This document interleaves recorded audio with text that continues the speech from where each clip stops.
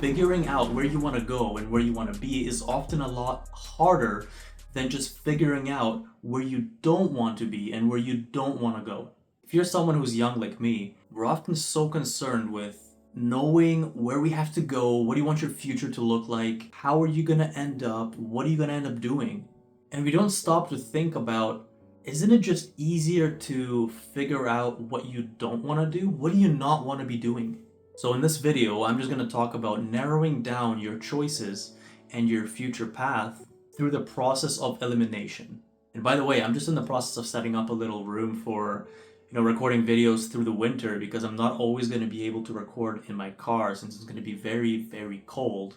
So just don't mind the empty background and whatever part of the room you guys can't see yet. It's just a mess right now. But going back to the topic, I've spent a lot of my early 20s just trying to figure out the right path. I've tried so many different jobs. I've worked in retail, I've worked in stores, supermarkets, I've made Subway sandwiches. I've also worked a lot in construction and just trying to figure out what's the best way to go. And then after that, I was doing a lot of different businesses, trying different business models. There's a few things that really stood out. Did I get closer to where I want to be?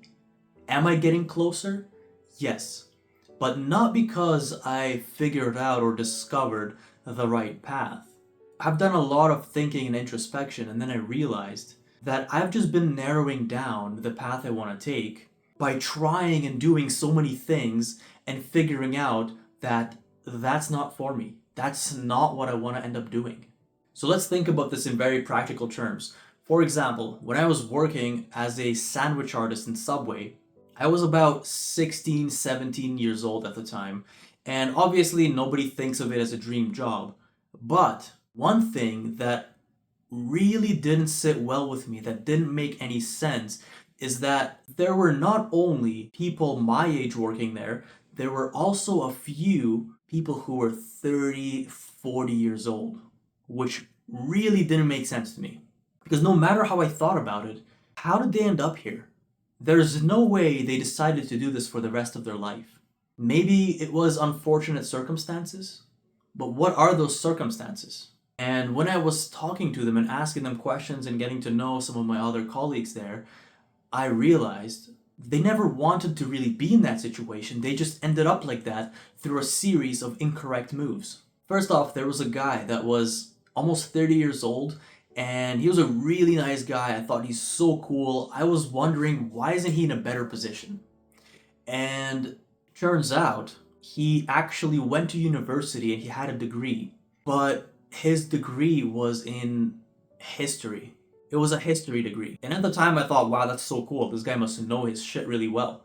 And so I would ask him, okay, so what can you do with the history degree? Why aren't you working in that field? And he didn't really have an answer for me because that was probably one of the pain points where, he got out of university, got his degree and realized, what the fuck am I going to do with this piece of paper?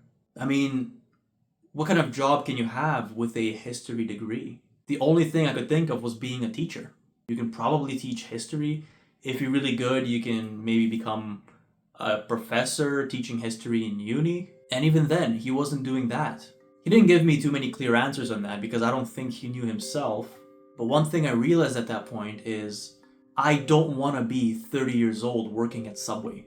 That realization is very important because a lot of people don't think about it that way. They think naturally they're going to work a job, progress to the next one, they're going to keep on, either switching jobs or growing in their positions. But it doesn't always turn out that way. It could be 10 years later, you're still stuck in the same spot you were before. So once I realized that, hey, I don't want to be like that guy, nothing wrong with him, I just don't want to be in that position. Great guy otherwise. I then had to understand what got him there. And what got him there is pretty much a useless degree. Okay, so we're getting somewhere now. Now I realize not all degrees are useful, especially in the workforce. And so this was just another nudge into the right direction without me realizing. I didn't feel like I got closer somewhere, but I knew where I didn't want to go. But okay, that's an easy example. That's Subway. Nobody wants to work at Subway their entire life. Unless you're a franchisee, and even then it's not that great. So moving forward, a decent job that I actually had was in construction. Because now we can argue a lot of people do make that their career.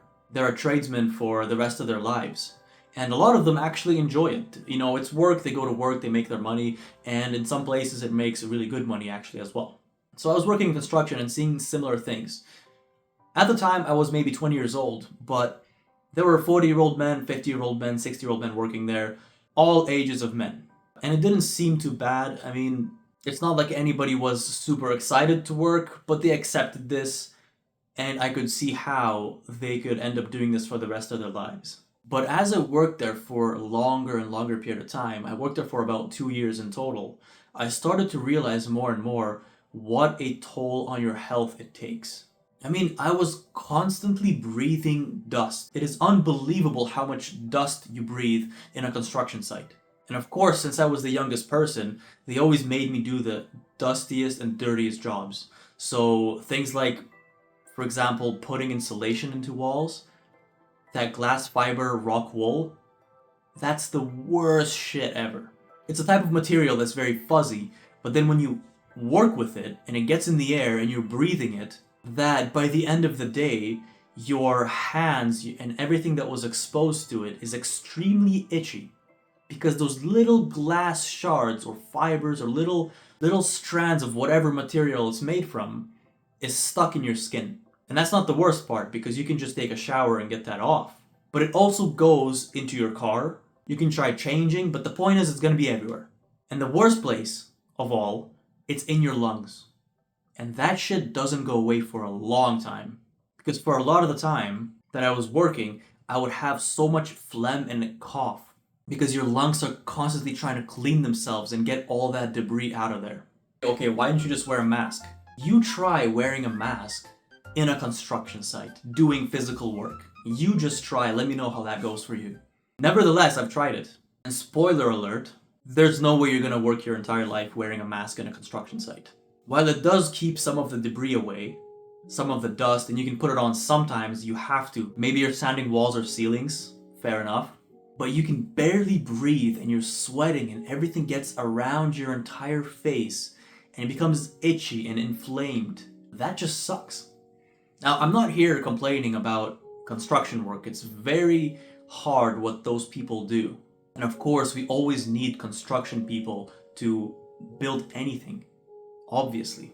One thing I knew for sure is that if I keep working here and I decide to make this into a business or become a contractor, general contractor, I would also sign my health away.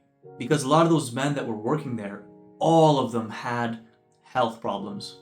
And the same way, depending on the type of work we were doing, those older guys couldn't recover like I could. I was 20. After I got adjusted to it and became stronger through working there, it wasn't that hard. It wasn't that painful. It was fine. But for the older guys, their metabolism isn't as fast anymore. They don't recover as fast as I do. If we do physically intensive work one day, the next day they wake up extremely sore. Some of them wake up in the middle of the night from the pain.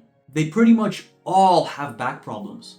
So regardless of all of that, I knew one thing. I sure as hell am not gonna be doing construction for the rest of my life. But the only reason I found that out is because I went and tried it. I tried it, I did it, I've always wanted to do it, I thought it would be pretty cool to build something. I've done it, got my satisfaction out of it, but I also realized this is not going to be the most optimal way of life for me. I'm someone who prioritizes health. Health is number one. Without health, you don't have anything. You don't even have time. And if you don't have time, well then you know how it goes. So as somebody who likes to prioritize health and go to the gym, that wasn't the best way to do it. Especially since workouts after construction suck. They're the worst. So guys, the point here is don't focus too much or worry too much about knowing where you want to go. Because the only way you're going to find out where you want to go is by doing and trying different things. That's why you hear a lot of successful people tell you that you should just try everything in your 20s. Do so many things, work many different jobs, try different business models. You don't know what you're gonna like. Well, what if I still don't find it? What if I don't like any of them? I didn't get any closer. Yes, you did. You actually did get closer because you moved away from everything that you don't want to do, which naturally means you moved closer to what you do want to do. You just haven't discovered it yet. So continue. Now, another really important thing you want to be doing is always expanding your knowledge and expanding your mind in general. That's what's going to help you also understand where you want to go. I'm not saying you need to go and read a book and it's going to tell you what you should do, but what I am saying is the more information and knowledge and ideas you're constantly thinking of, the more chances that when there is an opportunity to do something, your mind will spot it. Some of the best ways to keep on learning and growing and expanding your mind is through, yes, reading books, listening to podcasts, watching educational videos, watching documentaries. Maybe you can just go and watch a documentary on animals. I do that all the time. Now, I'm not an animal scientist, but it's good to know about those things. They may not be useful now, but it shapes your mind. Your mind makes a lot of neural connections. It makes a lot of bridges and pathways. And the more data and information you feed it, the bigger perspective on the world you're going to have. You're going to see how everything's connected. That one documentary you watched 4 years ago suddenly clicks when you read this one book that you were ignoring all this time. And as you're doing that every single day, and you're trying different things, you're going to keep getting closer and closer to what you want, and eventually you're going to find what it is you're looking for. And I'm just going to get this out of the way. If you're one of those people who likes to argue the fact that, how is this information going to help me? It's useless information. I'm not talking about reading fantasy stuff. But also, at the end of the day, you don't have to question whether learning all that information is helpful to you. Because I'm sure it is a lot more useful than whatever else you were going to do with your time, right? You are probably going to use up that time for leisure or bad habits. You're gonna scroll on your phone, maybe you're gonna play video games all day, maybe you're gonna listen to some shit music. And by shit music, I mean the kind of music that just talks about drugs, partying, sex, alcohol, those kind of things. Usually it's some kind of rap music. Now don't get me wrong, I love listening to some rap, I love some UK drill, it really gets me going in the gym sometimes. But you can't always expose your mind to that, because that's how you're going to start thinking. Nobody's immune to the influence of what you surround yourself with. The music you listen to, the people you listen to, the people running podcasts, or the people that wrote those books, whatever it is that you're giving your brain, that's the direction you're going to drift in, naturally. I'm glad I'm reading all the things I am, because I'm allowing myself to drift into that direction. I want to be influenced by the people that are more successful than me. I'm open to that. But as soon as I hear some garbage or there's a useless conversation going on, I want to remove myself from it. I do not want my brain to be fed with that garbage. Because your subconscious mind takes in everything. The good and the bad, the beneficial and the detrimental. So back to the point, if you're not giving yourself the necessary tools and resources that really expand your mind, then you're doing the opposite. You're going down the path of least resistance, so you're going to end up doing the things that are detrimental anyway. So no, all that information doesn't hurt. And in fact, it's all going to make sense to you at different points in your life. To this day, the audiobooks I was listening to while working construction are still making sense and clicking in different parts of my life.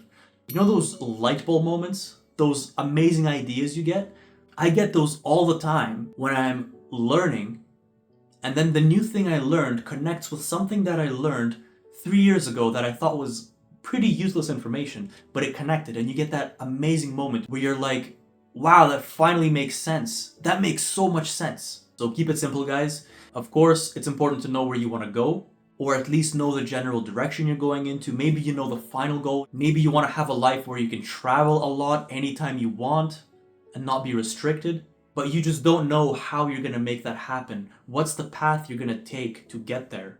All you need to know is that right now, while you're experimenting with all these different things you're doing, that's actually showing you the paths you don't want to take. And eventually you'll be on the right one. Because I know a lot of you, just like myself at one point, were stuck in this paralysis because I didn't want to go all in on an idea or something that I wanted to do if I wasn't sure that in a year from now I'm still going to want it. So I would try to just dip my toes in the water, not really get any results, and then think, yeah, it's a good thing I didn't do it.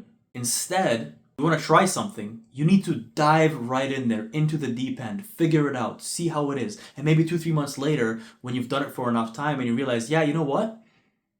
I see the ups, I see the downs. You know what? I'm just not going to do this anymore. I will try the next thing. This is a sure way to test where's your next step going to be. And never stop learning, never stop expanding your mind. All that knowledge is going to point you in the right direction. Catch you guys in the next one.